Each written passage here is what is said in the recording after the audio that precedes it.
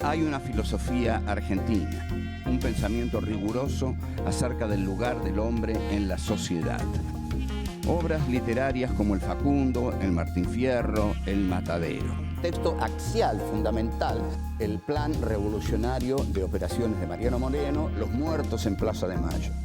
El primer centenario se festeja bajo estado de sitio. Las cartas a Lavalle deciden el fusilamiento de Dorrego. No hay verdad que se resista frente a 2 pesos, moneda nacional.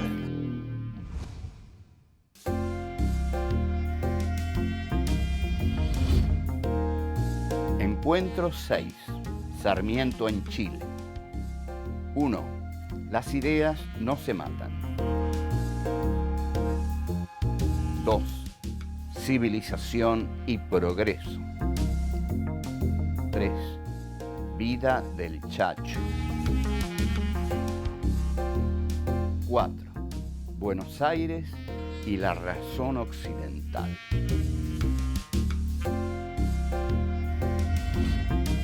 Domingo Faustino Sarmiento nace en febrero de 1811 en la ciudad de San Juan. A los 5 años inicia su escolaridad en la Escuela de la Patria y en 1825 comienza a ejercer como maestro en San Luis. En 1829 se integra al ejército unitario y combate contra las tropas de Facundo Quiroga. Frente a las sucesivas victorias del caudillo riojano, Sarmiento se exilia en Chile y regresa en 1836. Enfrentado con el gobierno de su provincia y con el régimen rosista, en 1840 vuelve a confinarse en Chile. En 1845 empieza a publicarse El Facundo en el diario chileno El Progreso. En octubre, enviado por el gobierno chileno, inicia un viaje a Europa, Estados Unidos y otros países de América para estudiar los diferentes sistemas educativos. Regresa a Argentina en 1851. En los años siguientes se desempeña como senador, ministro de Relaciones Exteriores y gobernador de San Juan. En 1868 asume la presidencia de la República. Finalizado su mandato, se desempeña en diferentes cargos vinculados a la educación. En 1888 se instala en Paraguay. Muere en Asunción el 11 de septiembre de ese mismo año.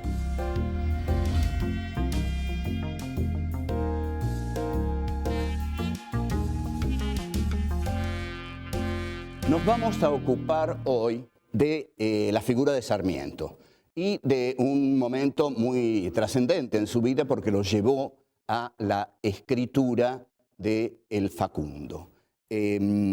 Sarmiento va hacia Chile huyendo de San Juan. Se va de San Juan porque es perseguido por las tropas del caudillo federal Nazario Benavides. Nazario Benavides era un caudillo federal que estaba a las órdenes de don Juan Manuel de Rosas, estamos hablando del año 1840 más o menos, y en este sentido Sarmiento lo incomodaba mucho, y Sarmiento tiene una reunión con Nazario Benavides, y Nazario le dice que mejor se vaya, porque si no lo va a tener que matar. Efectivamente Sarmiento se va, y su ida de San Juan es célebre, porque cuando pasa por los baños de Sonda, escribe una leyenda en francés, es decir, la escribe para que los gauchos no la entiendan, la escribe para que los gauchos sientan que son bárbaros, brutos, incivilizados. O sea, esta leyenda que está dirigida a los gauchos, a la vez está dirigida en francés para que no la entiendan. Entonces, lo que Sarmiento escribe es «On ne tue pas les idées». O sea, esto ha sido traducido de muchas maneras, pero textualmente es «Las ideas no se matan». El mismo Sarmiento en el libro lo traduce de un modo muy especial. A los hombres se los degüella, a las ideas no. En realidad, el hecho de degollar a los hombres ha sido muy efectivo para eliminar las ideas. Convengamos que esto de que Sarmiento diga a las ideas no se las degüella, cualquier degollador le diría, yo no quiero degollar las ideas. Con degollar a los hombres que son los que tienen ideas, si yo los degüello, ya no tienen ideas. O sea que es un acto, digamos, el de Sarmiento, de tener una enorme confianza en las ideas. Es decir, que las ideas continúan aunque los hombres sean degollados. Pero además, en otras traducciones aparece la palabra bárbaros. A los hombres se degüella, a las ideas no. Bueno, Sarmiento cruza a Chile, donde reina la libertad y donde cree que se va a sentir muy bien, y efectivamente se siente muy bien en Chile, y publica una biografía del fraile Félix Aldao. El fraile Félix Aldao es un personaje célebre porque es el que en el poema conjetural derrota a Narciso Laprida en la batalla en la cual Narciso Laprida es ultimado por eso que Borges llama el íntimo puñal que le entrega la certeza a Laprida de su destino sudamericano. La biografía de Aldao es muy buena y revela a la vez algo muy importante. Ustedes observen la pasión de Sarmiento por estos tipos azarosos, violentos, sanguíneos. Sarmiento escribe las biografías de Aldao, Quiroga y El Chacho. Después escribe algunas biografías de Horace Mann, pero no escribe la biografía ni de Echeverría, ni de Rivadavia, ni de Mariano Moreno, ni de Castelli. No escribe las biografías de los porteños ilustrados. Escribe las biografías de aquellos que para él son bárbaros, salvajes, porque sabe que esa es la materia prima de una verdadera literatura nacional. Porque lo que Sarmiento advierte como escritor latinoamericano que él quiere ser, es que, por ejemplo, en Aldao y en Quiroga, a quien califica como la figura más americana de la Revolución, en esas vidas azarosas, en esas vidas tremendamente violentas y originales, está la materia de una literatura nacional. El objetivo del libro que va a escribir, que es El Facundo, consiste en demostrar la barbarie del régimen de Juan Manuel de Rosas a través de la barbarie de Juan Facundo Quiroga, el caudillo federal.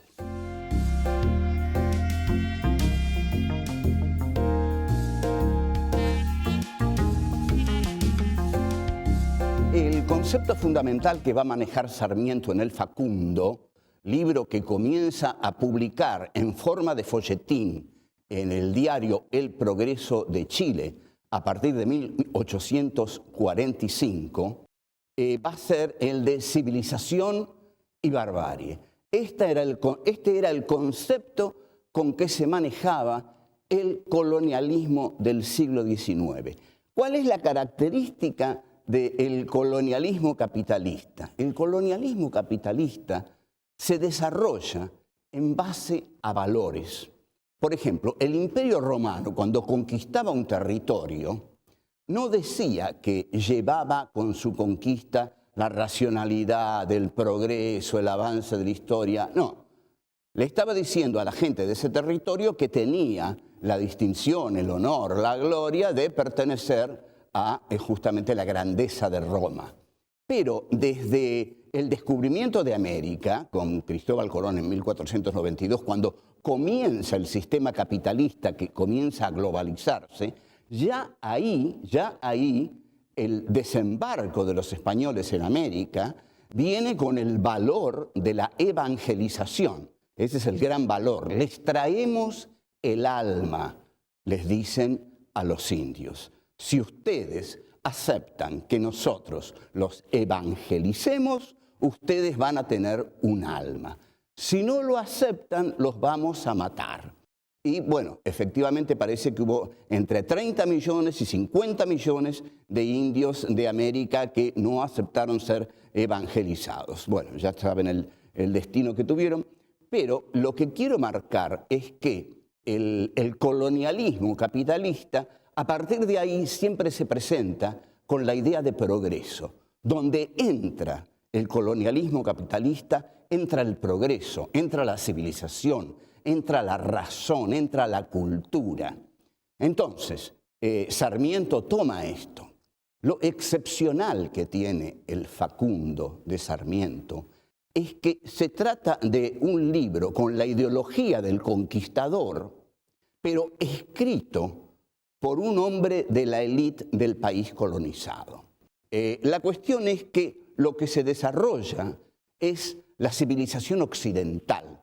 La civilización occidental tiene que ocupar el mundo, porque al ocupar el mundo lo civiliza, lo hace entrar en la senda del progreso, de la cultura. Ahí donde entra el poder occidental, por ejemplo, los ingleses en China, los ingleses en la India, los ingleses en Irlanda, sobre todo los ingleses, que Inglaterra fue la gran potencia que casi delineó todos los países del siglo XIX, pero también los franceses en Argelia, con un general Bugeaud que hace su presentación en Argelia quemando vivos a 500 argelinos para demostrar cómo funcionaba la racionalidad francesa si se oponían a ellas. Entonces, lo que hace Sarmiento es incorporar este concepto de civilización. Donde entra Europa, entra la civilización. Nosotros, los hombres de Buenos Aires, los hombres cultos, los hombres que nos hemos formado con las ideas europeas, somos la civilización. Los hombres del interior, los gauchos, los hombres de las campañas, los hombres que no conocen las ideas europeas, son la barbarie. ¿Qué es la barbarie? La barbarie es lo otro. La barbarie es lo inintegrable por la civilización. El antagonismo, civilización y barbarie, nunca se resuelve en la historia argentina.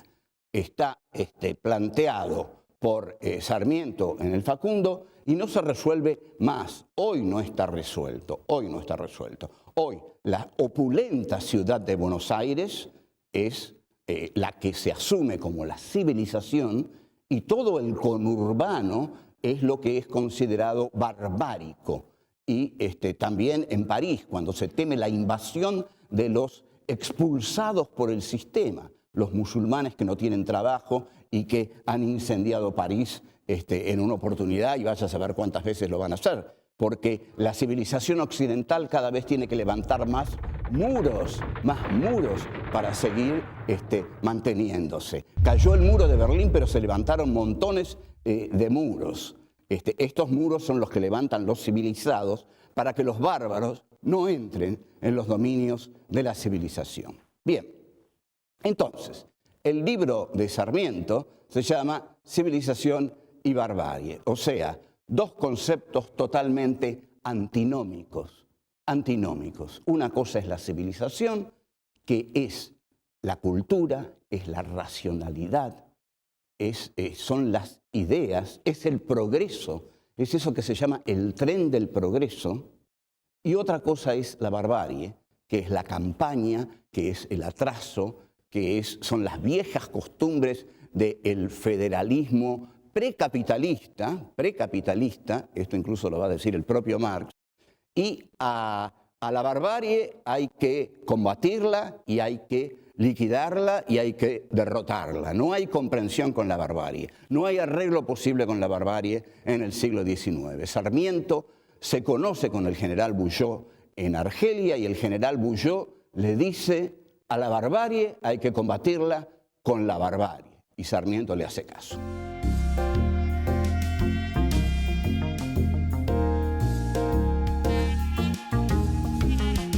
La actitud de Buenos Aires con el interior fue de exterminio, no fue ni de negociación, no intentó ser de integración. El que intentó una interpretación integradora de la relación entre Buenos Aires y las provincias fue Juan Bautista Alberdi, cuando era ministro de Relaciones Exteriores de Urquiza. Pero Urquiza, he aquí el personaje esencial de la derrota del federalismo en la Argentina, de la frustración del sentido lateral que los caudillos federales pudieron haberle dado a nuestra historia, que careció de ese sentido lateral, empobreciéndose terriblemente por no contar con todo lo que ese caudillaje del interior podía entregarle a la vitalidad y a la riqueza de este país. Pero no es así como ocurren las cosas, porque Urquiza, en la batalla de Pavón, que es una batalla decisiva, se retira cuando tenían la batalla ganada. Entonces, Felipe Varela, López Jordán, le dicen, general, tenemos 500 jinetes que se atacan el flanco de Mitre, los derrotamos. No, dice Urquiza, nos volvemos. Y le deja la batalla a Mitre. Al dejarle la batalla a Mitre, controlado Urquiza, se siente dueño de todo el país y desde Buenos Aires decide iniciar lo que él llama una guerra de policía. ¿Qué es una guerra de policía? Una guerra de policía consiste en no considerar al enemigo como parte de las leyes de la guerra. Ustedes saben que la guerra tiene ciertas leyes que intentan tornarla más humanitaria. Esas leyes en general no han servido para nada, porque el gran teórico de la guerra, que es von Clausewitz, ha dicho que cualquier sentimiento de humanidad o de piedad os hará más débil frente a un enemigo que no lo tenga. Entonces, Mitre dice, guerra de policía. O sea, vamos a considerar salteadores a todas las montoneras federales que encontremos en el interior. ¿Qué es lo que pasa? Hay un arrasamiento total de las montoneras gauchas, que tiene su expresión principal cuando el mayor Irrazábal le clava una lanza a Ángel Vicente Peñalosa, le cortan la cabeza y la clavan en una pica en la Plaza de Olta. La Plaza de Olta es hoy llamada la Plaza del Federalismo, y Ángel Vicente Peñalosa es uno de los caudillos que el interior de la Argentina, desconocido por los porteños, es uno de los caudillos más queridos en el interior del país, que ha sido un territorio derrotado. Mitre escribe frases terribles. Por ejemplo, si Sandes mata gente, Ambrosio Sandes, si Sandes mata gente, déjenlo, es un mal necesario. Esta es una frase que Mariano Grondona va a escribir en un texto que se llama Meditación del Elegido, en diciembre de 1974, en su revista Carta Política, a propósito de López Rega, donde dice, López Rega está haciendo lo que hay que hacer, déjenlo, alguien tiene que hacer esa tarea. Lo mismo dice Mitre de Ambrosio Sandes. Si Sandes mata gente, déjenlo, es un mal necesario. Entonces, Sarmiento, cuando el Chacho es derrotado, escribe una vida del Chacho. En esa vida del Chacho, Sarmiento explicita toda su teoría de el aniquilamiento de las montoneras gauchas, considerándolas fuera de las leyes de la guerra. A esta vida del Chacho le responde el federal José Hernández con un texto que también se llama Vida del Chacho, y que comienza diciendo, los salvajes unitarios están de fiesta. Ustedes observen lo interesante, es que el lenguaje que utiliza José Hernández, ¿no?, es el mismo lenguaje con que los de Buenos Aires se dirigen a los federales, porque los trata como bárbaros. Es decir, el concepto con que Hernández trata a los porteños es el de barbarie. Los porteños son bárbaros porque han matado al más grande de los caudillos del interior. Es decir, el partido que evoca la civilización y el progreso es un partido de asesinos, dice Hernández, porque han matado cobardemente a este hombre ya casi viejo, y le han cortado la cabeza, etcétera, etcétera. Entonces, José Hernández, en su texto sobre la vida del Chacho, José Hernández, el autor del Martín Fierro, el que va a escribir el Martín Fierro, pero aquí es un federal que está del lado de Ricardo López Jordán.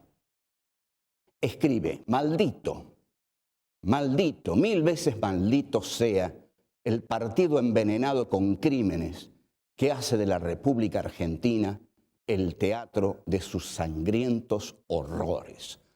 Es una prosa violenta, es una prosa agresiva, es una prosa que es como una bofetada en la cara de la ciudad-puerto orgullosa que se cree depositaria de la cultura. No, dice José Hernández, malditos sean, 1000 veces malditos, porque ustedes son asesinos. Durísimo, durísimo.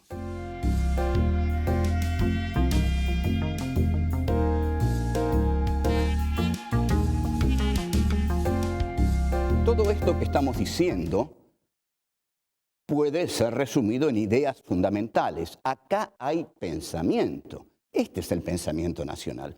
¿Cuál es el pensamiento de Buenos Aires? El pensamiento de Buenos Aires es el pensamiento de la razón ilustrada europea. Europa considera que expandiéndose, expande los valores de la civilización occidental. Buenos Aires considera que ella, en tanto ciudad ilustrada, expresa esos valores de la civilización occidental, expresa la cultura, expresa la filosofía occidental, es decir, aquella que hace de la cultura el ser del hombre. El hombre es hombre porque se hace a través de la cultura. Pero los que no se hacen a través de la cultura son los bárbaros, porque los bárbaros son la negación de la cultura. Y para matar a otro hay que considerarlo ajeno a la cultura. Y ajeno a la cultura es ajeno a la condición humana. De aquí que Mitre haya llamado guerra de policía al exterminio de los gauchos. Pero aquí, aunque Mitre no lo supiera, se estaba basando en los grandes publicistas franceses y aún se estaba basando en la crítica que hace Heidegger a partir de su análisis de Descartes del tecnocapitalismo. Heidegger dice: el hombre ha olvidado al ser para entregarse al dominio de los entes. Entonces, ¿qué hace Buenos Aires? Lo que hace Buenos Aires es entregarse al dominio de los entes. Y hay un discurso de Mitre excepcional sobre el capital británico. Y lo dice en inglés. Y termina diciendo, brindo por la fecunda unión entre el capital británico y el esfuerzo argentino.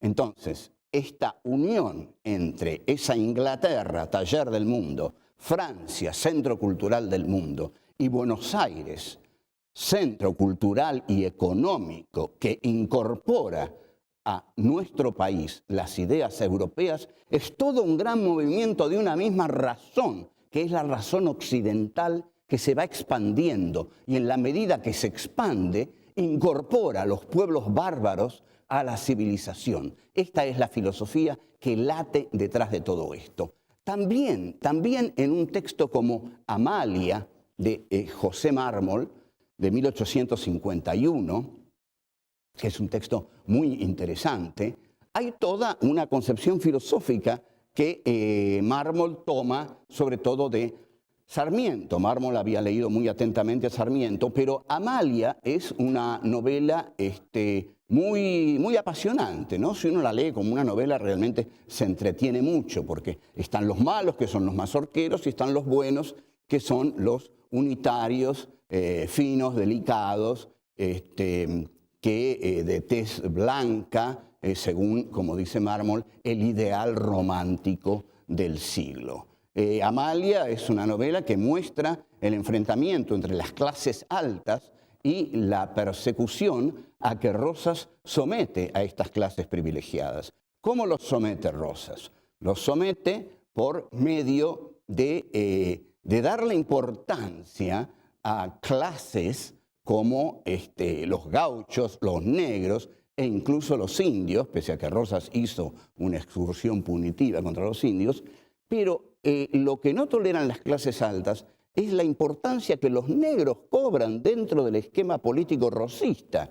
Y los negros eran los sirvientes así, sin vueltas, los sirvientes que estaban en las casas de las familias adineradas. Y estos sirvientes eran delatores.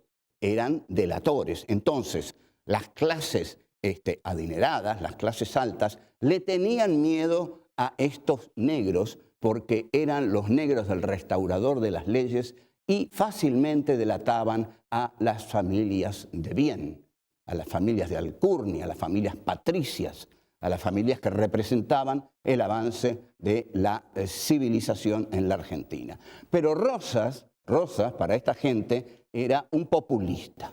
Ustedes saben que las clases altas odian a los populistas, porque, claro, odian al pueblo. Y lo que hacen los populistas es mezclarse con el pueblo. Pero contra Rosas, por supuesto, se subleva la gente del Partido Unitario, que son los que habían hecho el Salón Literario y emigran hacia Montevideo. Caído Rosas, cuando Urquiza derrota a Rosas en la batalla de Caseros y Rosas huye. Qué notable esto, ¿no? Los dos grandes caudillos populistas de la Argentina huyeron de la batalla final. Rosas huye de Caseros hacia Inglaterra y Perón huye en la famosa cañonera hacia el Paraguay. Bueno, después de la caída de Rosas, los unitarios se adueñan de Buenos Aires y se inicia el periodo que se llama de la Organización Nacional.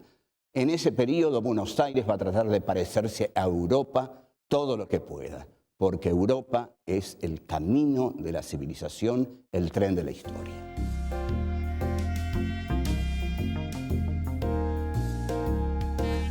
On ne peut pas les idées, o sea, las ideas no se matan.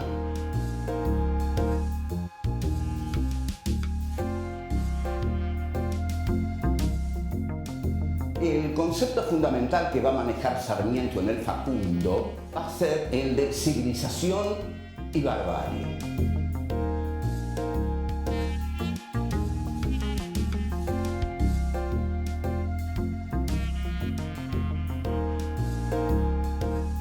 El hombre es hombre porque se hace a través de la cultura.